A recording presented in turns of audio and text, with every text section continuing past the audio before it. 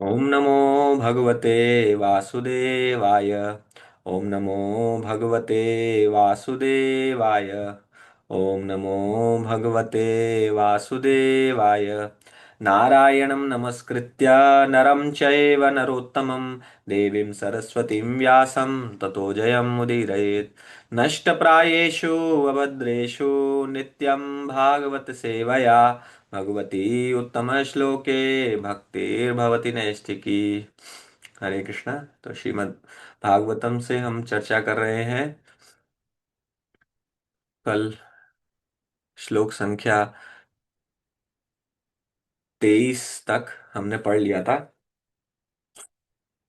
आज हम 24 से प्रारंभ करेंगे। विशान महाग्नेः पुरुषाद दर्शना दश सभाया वनवास कृच्छतः मृधे मृधेनेक महारथास्त्रतो द्रोण्यस्त्रतश्चास्म हरेभिरक्षिताः। Translation purport by His Divine Grace A.C. Bhaktivedanta Swami Srila Prabhupada की जय। My dear Krishna, your lordship has protected us from a poisoned cake, from a great fire, from cannibals, from the vicious assembly, from sufferings during our exile in the forest, and from the battle where great generals fought. And now you have saved us from the weapon of Ashwatthama. Purport. The list of dangerous encounters is submitted therein. Devaki was once put into difficulty by her envious brother, otherwise she was well. But Kunti Devi and her sons were put in one difficulty after another for years and years together. They were put into trouble by Duryodhana and his party due to kingdom. And each and every time the sons of Kunti were saved by the Lord. Once Bhima was administered poison in a cake, once they were put into the house made of shellac and set afire, and once Draupadi was dragged out and attempts were made to insult her by stripping her naked in the vicious assembly of the Kurus. The Lord saved Draupadi by supplying an immeasurable length of cloth, and Duryodhana's party failed to see her naked. Similarly, when they were exiled in the forest, Bhima had to fight with the man-eater demon Hidimba Rakshasa, but the Lord saved him. So it was not finished there. After all these tribulations, there was the great battle of Kurukshetra, and Arjuna had to meet such great generals as Drona, Bhishma, and Karna, all powerful fighters. And at last, even when everything was done away there was the Brahmastra released by the sons of Dronacharya to kill the child within the womb of Uttara. And so the Lord saved the only surviving descendant of the Kuru महाराज परीक्षित। हरे कृष्ण।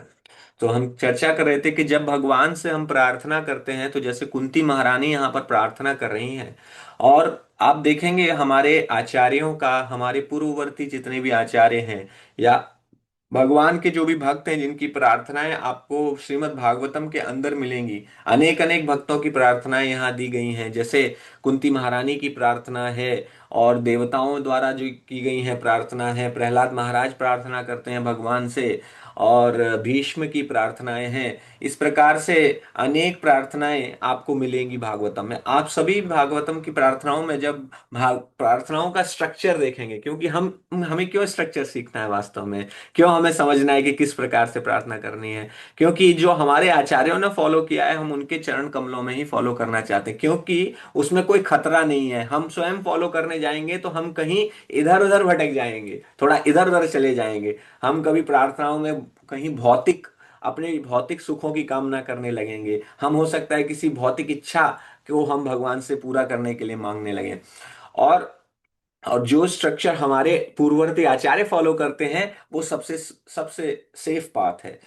यहाँ पर कुंती महारानी कैसे उन्होंने पहले भगवान के महानता का वर्णन किया, फिर उनके नाम रूप गुण लीला को उन्होंने बखान किया, अब उसके बाद फिर उन्होंने अनेक इंसिडेंट्स का वर्णन किया जहां पर भगवान ने उनकी खुद की और उनके बच्चों की रक्षा की। तो हम अगर एक भक्त हैं, भगवान के भक्त, अगर हम स्वयं को क्लेम करते हैं कि मैं भगवान की भक्ति कर रहा हूं, तो सबसे पहले मुझे जीवन में भगवान का हाथ दिखाई देता है कि नहीं दिखाई देता, ये मुझे ये प्रश्न करना चाहिए कि भगवान ने पांडवों को तो इतनी बार बड़े बड़े खतरों से बचाया है, लेकिन हमें कितनी बार भगवान ने बड़े बड़े खतरों से बचाया हमें भी नहीं, हमें नहीं पता है।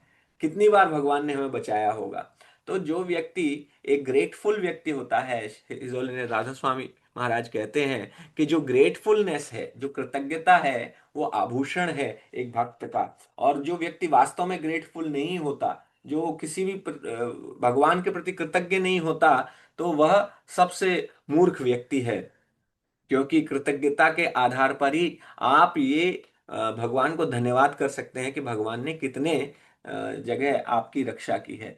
तो अगर पांडवों की देखेंगे तो उनके बड़े बड़े चीजों में रक्षा की, उनको अनेक बार मारने का प्रयास किया गया, वहां पर उनकी रक्षा की। उसी प्रकार हम अपने जीवन के बारे में जब हम प्रार्थना करेंगे, हम बता सकते हैं कि हम किस प्रकार भगवान आपने मेरी यहाँ पे रक्षा की, मेरी वहां पे रक्षा की। वास्तव में भगवान ही रक्षा करते हैं।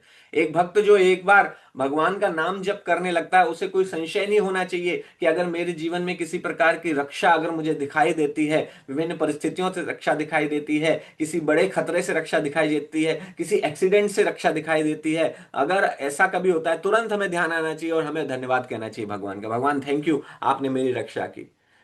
कितनी बार हम सड़क पे चलते हैं, आप टू व्हीलर लेके चल रहे हैं, अब बगल से गाड़ी इतना तेज गुजर जाती है, आपका टू व्हीलर भी हिल जाता है, एंड आपको समझ में नहीं आता, अगर वो आप उसकी चपेट में आ जाते तो पूरा घसड़ जाते।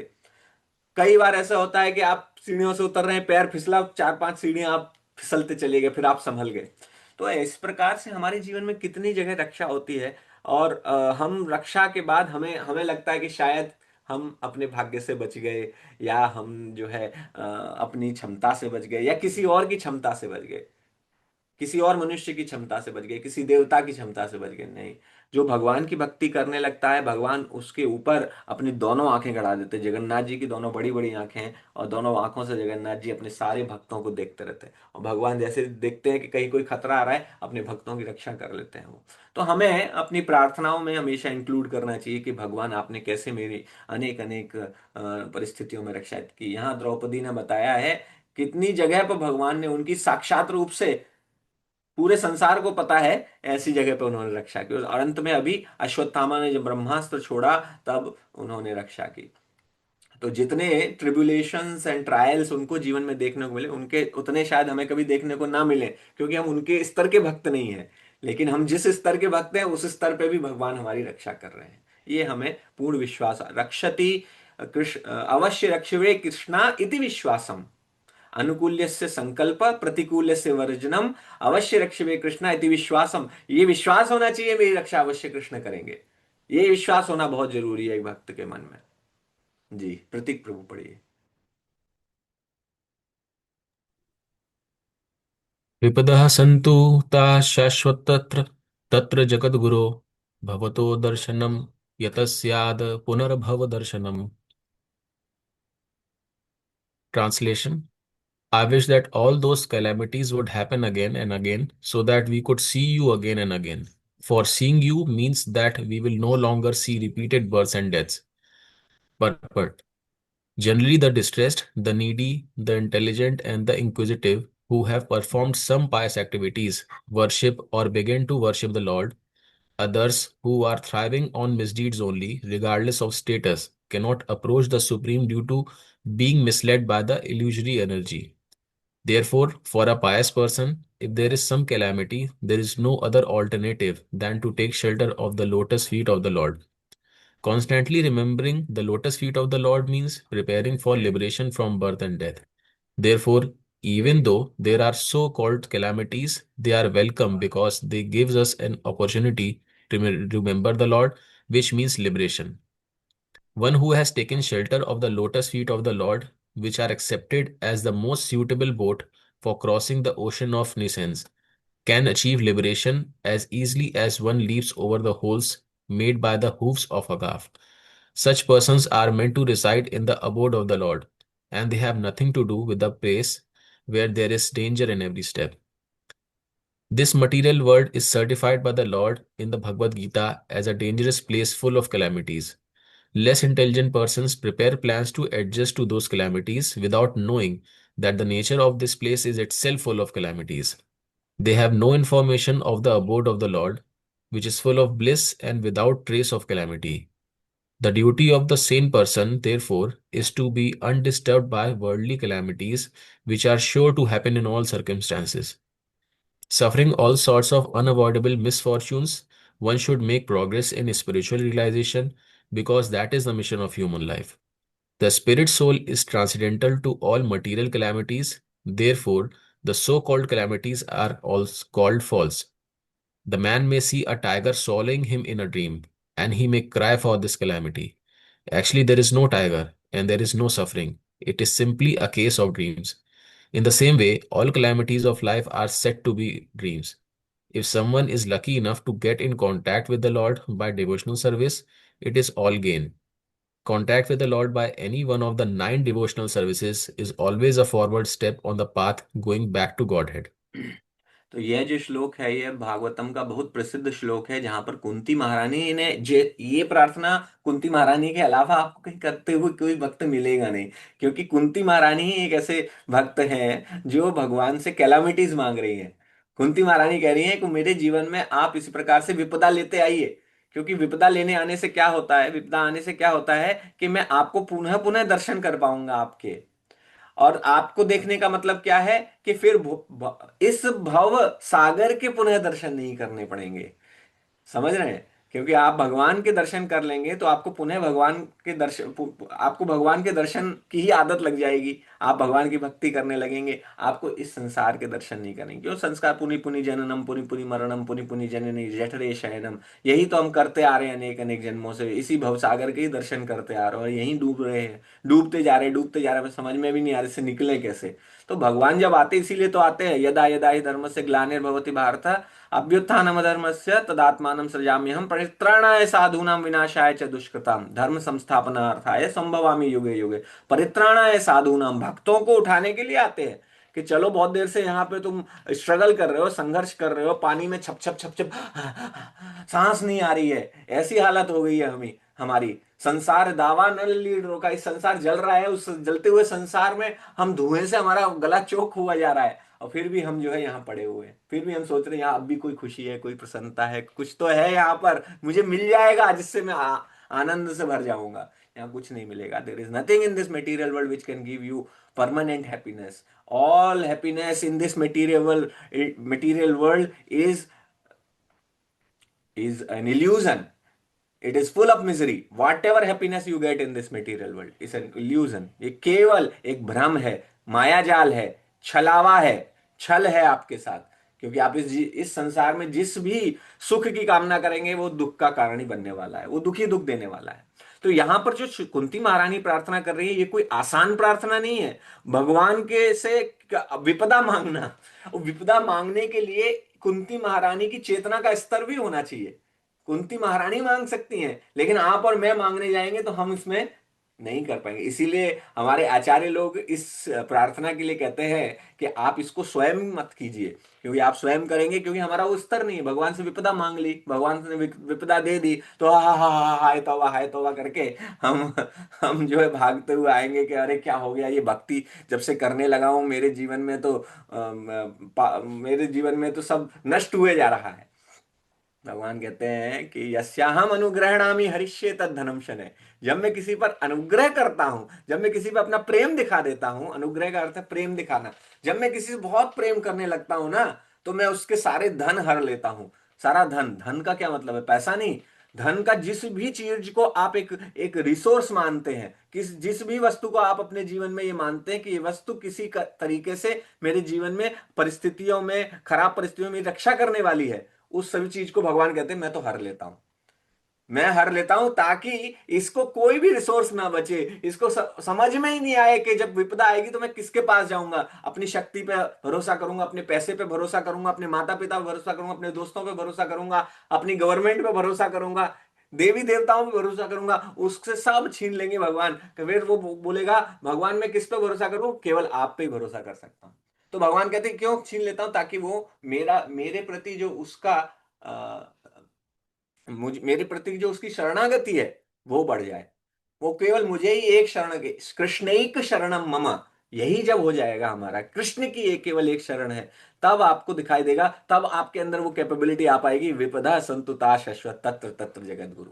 लेकिन जब तक वो नहीं आ रही है तो ये प्रार्थनाएं ऐसी हैं जिनको हम डायरेक्टली कर नहीं सकते। करना थोड़ा सा ये खतरे का काम है। एक भक्त ने इस प्रकार से किया था, मैंने पहले भी बताया है। एक भक्त ने प्रार्थना की थी, उन्होंने कहा भगवान मुझे विपदा दीजिए, जगन्नाथ जी से जाके मांग ले भगवान मुझे विपदा दीजिए। तुरंत ही विपदा भी आने लगी उनके जीवन में। उनके घर में किसी की क्लोज रिलेटिव की डेथ हो गई, किसी की नौकरी चली, उनकी खुद की नौकरी चली गई, घर में पैसे के लाले पड़ गए। और जैसे ही उन्होंने ये सब देखा तो तुरंत ही उनकी जो भक्ति थी, तुरंत ही जो है सारे उनके जो क्या बोलते हैं, आंखें खुल गई उनकी कि हाँ हाँ, जो कुंती महारानी ने जैसे कहा है वैसे मैं नहीं कर सकता। वो भाग के अपने गुरु के पास गए, शिक्षा गुरु ने कहा क्या किया तुमने? उन्होंने कहा मैंने ये प्रार्थना की थी कुंती महारानी वाली। उन्होंने कहा जगन्नाथ जी से वापस जाओ और कहो कि भगवान मैंने गलत प्रार्थना कर दी थी, अपने मुट्ठी में जितना आए उतना ही पकड़ना चाहिए, उतनी ही पांव फैलाने चाहिए जितनी चादर हो।